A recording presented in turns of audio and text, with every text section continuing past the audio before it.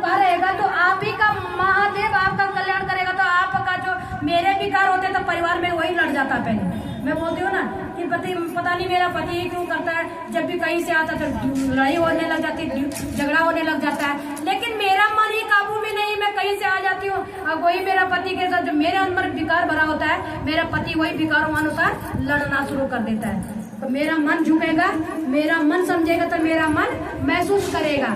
तो कैसे करेंगे? नमः शिवाय। ये जो हमारे सुमेरु है ना, ये सुमेरु सभी को जो जगत की चीजें चाहिए, लौकिक चीजें किसको कहते हैं? दिखने वाली चीजें।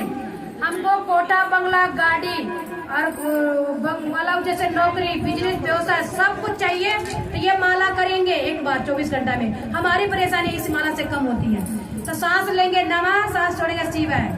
ये माला द्वारा कैसे करेंगे? नमः और शिवाय। ये सुमेरु छोड़ के दूसरे माला से एक ही मन के में नमः और शिवाय, फिर नमः और शिवाय से करेंगे। मैं बोल के कर रही हूँ, आप मन के अंदर करना सांसों द्वारा।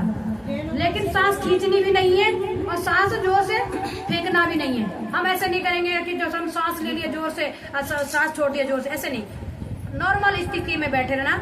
और जैसे हम यहाँ से मैं बातें कर रही हूँ तो आप मन ही मन नमः शिवाय करते रहो। आज तो शिव क्या बोलता है?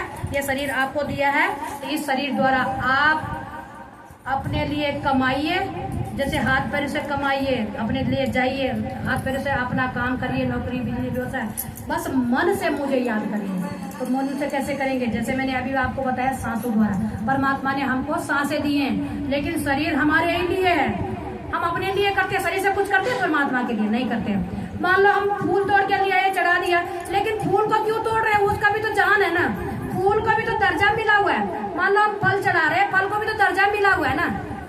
तब फल भी अपनी जगह में है तो, लेकिन फल भी तो चाहता है कि भाई व्यक्ति ने हमको चढ़ाया है, परमात्मा के शरण हमारे भी कुछ उधार हो जाएगा, है ना। एक फूल बोलते हैं ना, फूल कई तरह का जगह में जाता है। एक फूल तो परमात्मा के शरण में भी जाता है, एक फूल होता है आठी में भी चढ़ता है। किस्मत अपनी अपनी होती है ना। एक भजन भी है इसमें।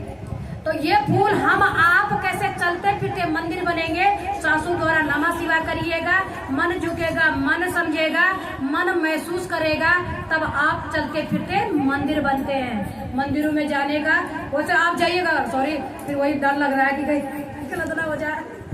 जाइएगा मंदिर में, चर्चा में आना जाना करिएगा। चर्चा में बैठने मात्र आपकी कष्ट परेशानियां कम होती है। एक खुराक तुम्हारी ये कम हो रही है, जो चर्चा हो रही है ना, तो एक खुराक ये हो रही है। दूसरी खुराक जो सवेरे उठते हैं, महादेव दया करे, नमः शिवाय माला द्वारा करते हैं। दूसरा खुराक, पहली खुराक वही है जो सवेरे उठ के करते हैं, और दूसरी खुराक ये चर्चा है। तीसरी खुराक जो दूसरे को बताने का करते हैं। ये तीनों खुराकें करेंगे तो आपके जीवन में बहुत सुंदर रिजल्ट निकलेगा। बच्चा स्कूल जाता तो पढ़ाई पर मतलब कंटिन्यू करेगा, तभी तो फेल पास भी होगा। अब बच्चा फेल होता तो हमें आप लड़ने को, टीचर को डंडा मार करने को चले जाते हैं। मेरा बेटा का इतना फीस भी है, मेरा बेटा हमारा सीबीएसई बोर्ड में पढ़ रहा है, मेरा बेटा फेल क्यों हुआ? लेकिन वहाँ तो तुमने देखा ही नहीं कि बेटा कर क्या रहा है। जैसे यही बात है हम आपके जीवनों में भी, हम आध्यात्मिक स्कूल है ये, इस स्कूल में आना जाना करिएगा। जहाँ चर्चा सुनते हैं, जरूरी नहीं है कि आपको बुलाया जाएगा। गुरु आपका है, तो जैसे माँ बाबू की कदर करना तो जानते ही होंगे आप। तो जो गुरु पहले हमारे जीवन में, उस गुरु के जीवन में जैसे हम आपको यहाँ धरती पे बुलाया है, माँ बाबू की कदर होगी तो गुरु की कदर। हमारा शिव भी एक आध्यात्मिक गुरु है, हमारे जीवनों में परिवर्तन है। तो शिव है कहाँ? बता दिया ना कि हमारे अंतरात्मा में हम 5 चीजों से बने हैं, 5 तत्वों से। जल और ये धरती, मिट्टी से, आकाश हवा से, जल थल मतलब धरती, आकाश और वायु मतलब हवा, और पानी।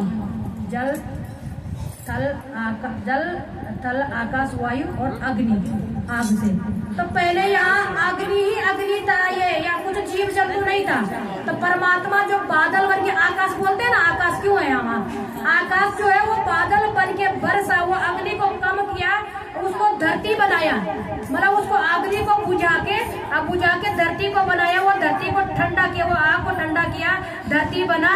उस धरती में फिर दोबारा बादल बन के बरसे, और वो बरस के उसमें एक आविष्कार किया, एक नदी बना। उस नदी का नाम पड़ा सिंधु घाटी, सुना होगा किताबों में, सिंधु घाटी। तो वो सिंधु घाटी है क्या? वो जब वो बादल बन के बरसे, जब वो